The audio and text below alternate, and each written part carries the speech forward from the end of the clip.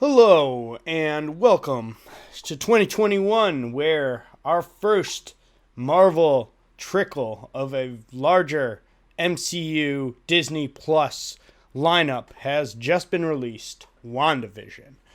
Now, I feel like a lot of people are going into WandaVision coming from Endgame and Spider Man thinking that it's going to be something that it is not. And let me just tell you, after watching the first two episodes, I think a lot of people who are coming from the cinematic universe are going to be a little bit turned off. And I'm just going to say that straight up. It's not saying that it's a bad show, but it's definitely something that you're not expecting. It's not at all like any other Marvel property so far that has been released on the big screen or even small screen. So, what is WandaVision? And without going into any spoilers, it's about Wanda, the Scarlet Witch, being in this weird black and white world and living with Vision. Now, obviously, if you remember Endgame and that, we realize Vision had been destroyed by Thanos. He's gone, and Wanda had gotten snapped out of existence from Thanos as well with the Infinity Gauntlet, and obviously brought back all that.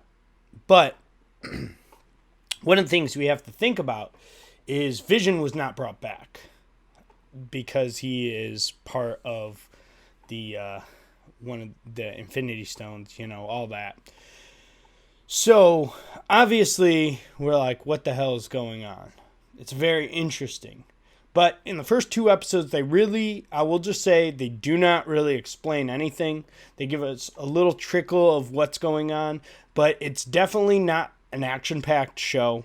It definitely is something more along the lines of Bewitched or I Love Lucy, that type of a show.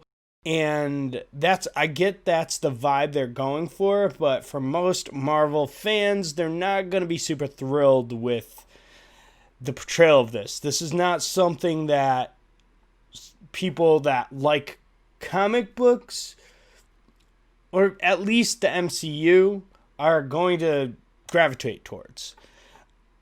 Personally, I thought it was interesting. It's cool to see something that's a little bit different, but I definitely won't say that it was some whoa moment, some beautiful moment where I really wanted to see what was going to happen next. Because as a comic book reader, I know the Scarlet Witch and I know what her capabilities are. So it's kind of one of those things where now I'm like, okay, I know what the Scarlet Witch is capable of. So are they going to go with that route? Or is it going to be something else? Are they going to give the Scarlet Witch her full powers? Like what she's truly capable of?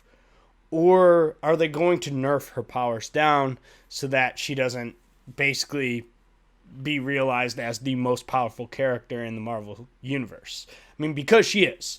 In the comic books, in the House of M, she has the ability to pretty much reality warp the whole everything, the multiverse, everything. She completely changes the whole multiverse at one point. And it's pretty cool. It's a really awesome comic book series. If you need to read something that's really interesting, House of M, amazing. I love that series. Definitely a good read if you don't know much about comics and you really want to get into it. You might have some insight into what this show might be. But I don't think they're going to go that route. And there are some hints inside the episodes that you should watch for yourself. But like most Marvel Cinematic Universe fans, I think we've kind of gotten to this point where I think Marvel fans aren't going to get this. It's kind of like Drax from Guardian of the Galaxy. It's just going to go over everyone's head. And, I don't think the Marvel fans' reflexes are fast enough to catch it. I know it's a lame joke, but it's really the truth. I think they've overestimated the audience on understanding this show. But I think it's also a safe bet by them because this show definitely looks like it was very cheap and easy to film, especially in the midst of a pandemic. It's very set driven, very small sets. There's not very much CGI. There's really not there.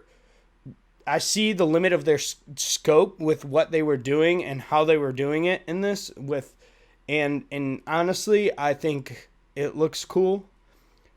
But I don't think Marvel fans are going to be super into it. I think we're going to have this. This could cause a problem for the future of the Marvel Cinematic Universe going forward. I think a lot of people want to see where this universe will go after the whole Infinity War Endgame saga.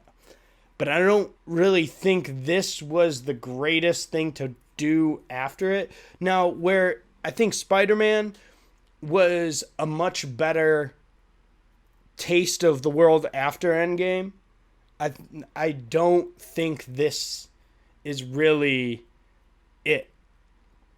So, what do fans have to expect going forward? Now, obviously, we have a lot of movies that have been pushed back. Now, obviously, we have the Black Widow movie that is going to eventually come out. We have the Eternals. That's eventually going to come out. We have other stuff like Hawkeye. We have, a whole plethora of things. Doctor Strange. All these things will eventually come out. But because of the pandemic, I think a lot of things got pushed back. Because Marvel definitely relies on the blockbuster hit to recuperate money. And I know they want to rebuild Disney Plus, but I think they were kind of using this show as a testing waters to see what fans will be into and if people will come to their platform for this show. I think it's going to be a turnoff for a lot of people. I think people are going to be disappointed, at least in the first 2 episodes. Now, again, the show could get better from here. It's not that long. If you have Disney Plus, check it out. Try out the free trial, watch the first 2 episodes, and comment down below what you think.